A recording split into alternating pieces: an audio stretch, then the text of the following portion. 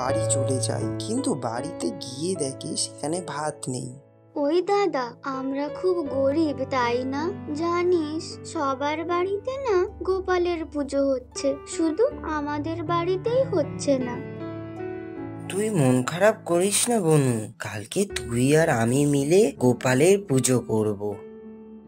কিন্তু তুই টাকা কোথা থেকে পাবি?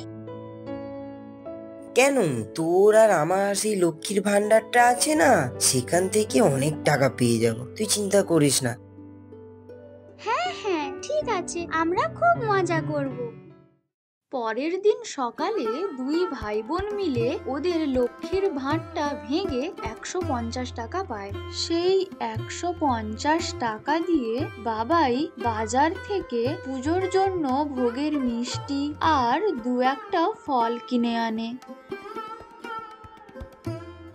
আর ঠাকুরের মূর্তির জন্য দুই ভাই বোন মিলে ভীষণ